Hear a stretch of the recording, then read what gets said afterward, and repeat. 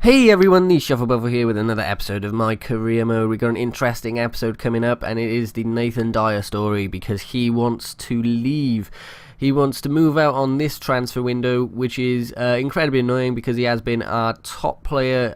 He's managed to scrape us out a few wins with the goals he's managed to get and assists down that right wing, which means that at the moment we're going to have to play Forrest on that right wing.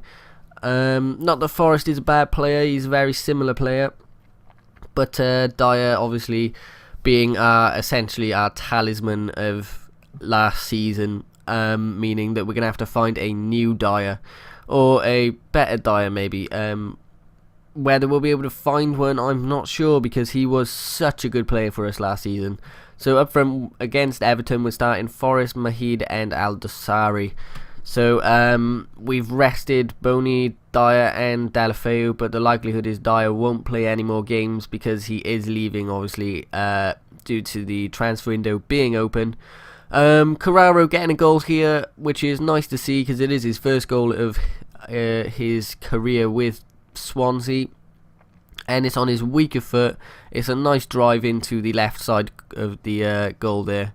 So it's nice to see, first of all, that our players are managing to score from the midfield, but unfortunately Pina comes in with a shot which is deflected by, I think, Bartley or Ashley Williams, past the keeper, who probably would have got to it otherwise.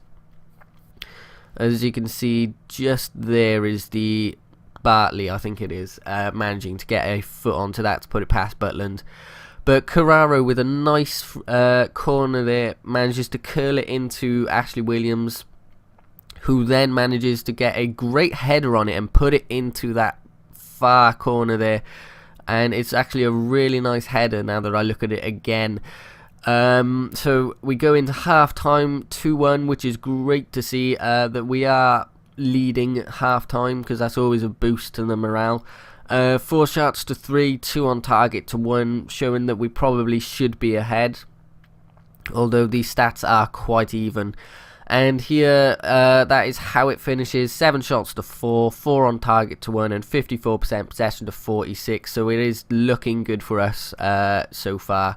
So we have made some inquiries to players. 9 mil for Raheem Sterling, Liverpool one, and 11 mil for Juan Manuel Iturbe is what Porto want.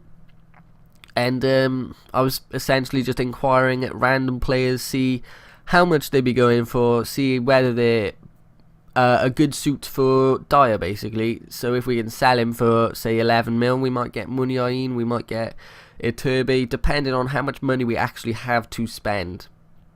So Blackburn come in for Obeng, but my thought process on rejecting is that we don't have enough players at the moment. We definitely have a shortage of players, which is going to make it hard enough that Dyer decided to leave, since he was one of the players who could play pretty much every game we had last season.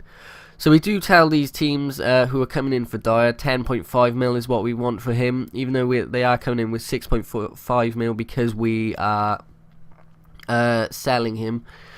The board then comes in to say that the Dyer situation is down to us. Whether we want to sell him or keep him, they will not interfere with it, which is good to see, because that means us as the manager have a lot more sort of a bigger role in the club. So we do say 10 mil in the end for Dyer from Chelsea, because they did offer 9 mil. So clearly they didn't want to pay 10.5.